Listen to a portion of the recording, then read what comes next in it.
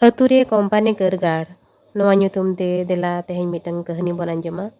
Bir dhare re mitang nagar tahe kana. Ona nagar re barya gar tahe kana santar koa gar. Ona banar gar ge adi marang tothare pasnaw kate tahe kana. Banar gar ge adi kan rasi atu tola te perej akan tahen sanam koa ge relengger othasa ar bad baihar tahe kan takoa. Ora pichi kisan hor ar sange hopon hopon era ko tahe kan takoa. Joto hopon hopon era ge ol parhaw kate marang bajar reko chakri bakri tahen. Mitang garrin hopon hopon era do sange ol parhaw kate sangin bajar reko chakri bakri kan tahen. Unku do chakri bakri kate ko hanten hate chaba akana. Ako talare jumit banu ana atu tola rena utna bako uihar aka'a. Apan apin chakri bajar rege ko ora duar kia. Ature akwa ora duar do bako ketej lea. Okoy kowa do sedai gorom harama busub ora ge mena'a. Ona rege ayo baba ar sare saunten koko tahen kana. Ar okoy kowa ora duar do bai te reput chaba kate mani metawa kana. Ar okoy kowa ora do adha dorsang lade lando lambet sarej akana. Jahain ke noa gar khon ol parhaw kate ko chakri nukri khan unku chakri hopon hopon era do bajar reko ora dolan jong kana. Ar onde ke jaher jong kate ko bonga buru kana. Jahan tisre ako ora apan apin ko hijua ar bersing pe maha tahe kate ar berti okto bako tahe daria khatir era gidra idi kate bajar teko ruwar senoa. Nongkate ona gar do saha sangin khon adi nachar ge nyelok kan tahen. Dosar pahta ona japare ke mena ar mitang gar rena katha judi bon nyela. Ona gar rena sanam atu rege rasi kisan sange hopon sechet siknat saute adi gan hopon ge sangin bajar reko chakri bakri ikan ona gar rena jumit do bhegar gya. Joto aturin hopon ge sangin bajar reko chakri bakri akar reho akwa janam atu disom doko jogaw joton akat gya. Ona ature chakri hopon do sermare adi dhaw chakri disom khon janam atu disom teko hijua ar atu disom rena utnaw idi kate ko galocha. Jahan khatir puilu re apan apin ora duar ge ketej lagir hoko kurumutu aka'a. Okoy ge tin marang building dolan ko benaw daria kawana. Onka ke marang usul building ko tinggu ketej akawana. Usul building bijli bati te झक marsal tako sangin khon ge marang bajar leka nyelo'a. Ona gar redo aturin gidra pidra ko ol parhaw hocho ko lagin ho asada biddakar ko bered aka'a. Atu ora chirgal ar jumit khatir akwa lelengger bad baihar re sanes jog rena chasbas sapap bebhar gan kate ko chasbas jong kana. Aturin chakri hopon kwa jumit dor tege jaher gar rena rup ho sorok soman gorhona kana. Aturin chasbas hor ar chakri akar hor kwa sonot jumit te ona gar do dharti puri re tahe kate reho sorok leka ge aikaba. Sanam hor songpurun ko tahe kan khatir ona gar redo hisa suya niyaw tokrar rena thaw ge bang tahe kana. Mid din hilok do mid marang bajar rini mid marang company aja bepar pasnaw lagit ona nagar sur re aja company baisaw lagine rika ki'a.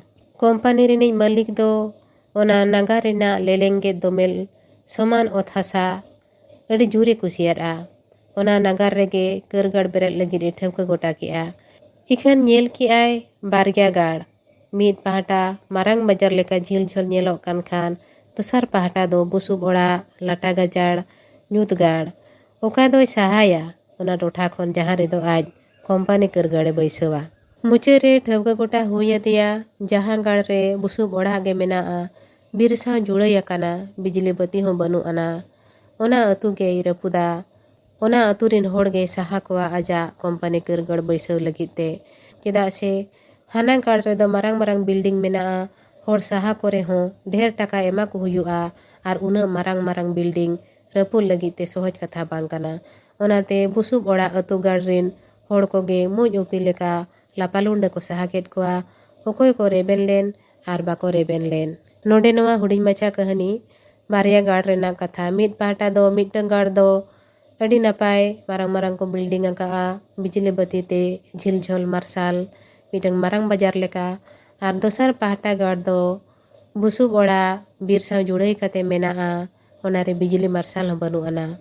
तीन Zoho बाजार Rini company hedge काते ओना टोठा रे कर गाड़ बैसाव लगने Rica किया उनी दो ओना गाड़ रपु लगने रिका किया जहाँ गाड़ दो फराक खन अड़ी लिचड़ गे नेलोक कान तहन अड़ी नाचार गे नेलोक कान तहन नोडे इन नोआ कहानी होते ते अबो नोआ को लई अबो सनइन काना जे धरती पुरी रे दो दिन सरागे ओनकान जीव जानवर को पोसड़ा ओचोआ काना से को लगा ओचोआ काना जहाँ दो नेल जोंग रे लिचड़ी को नेलोक काना जहाँ नेल जोंग रे दाड़े गे नेलोक काना से किटे गे नेलोक काना ओनकान जातरीन जीव जानवर को दो उना लोगन दो बाको पोसड़ा ओचोआ से उना लोगन हो बाको नाहाचार ओचोआ बाको कोचलोन ओचोआ से बाको लगा ओचोआ नोआ हो कथा दो सरी कान गिया जे अबो आदिम को दो नितो धबिन हो अबो लेका गे मेना आकार बोना नोआ कथा अबो धरी दो ठीक गया इखन अबो नोआ हो उयहरो हुया बोना जे अबो एटा होड़ा मेद ते चेक लेका बोन नेलोक काना एटा होड़ा मेद ते जुदी अबो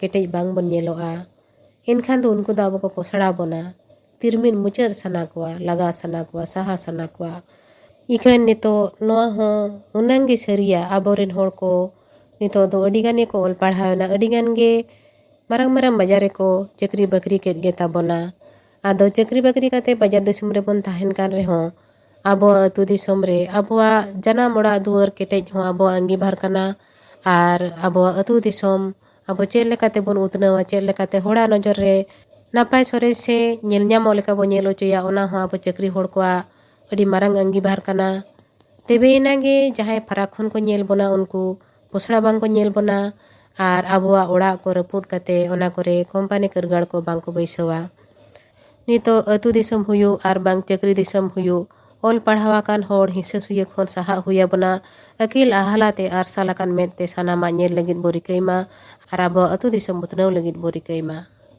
बैरी ठेन दो तीनंग दिनेम रागा इन चेतान आलोम नाहाचारा आमगे ओनका केटेजो में अकिल ज्ञान ते सेचेत सिखनत ते ओड़ा दुआर ते बैरी आम सेट पोसड़ा नजर ते कोयोग लहारे उइहर लगित ए बढ़े मा आम दम अकोय गाना।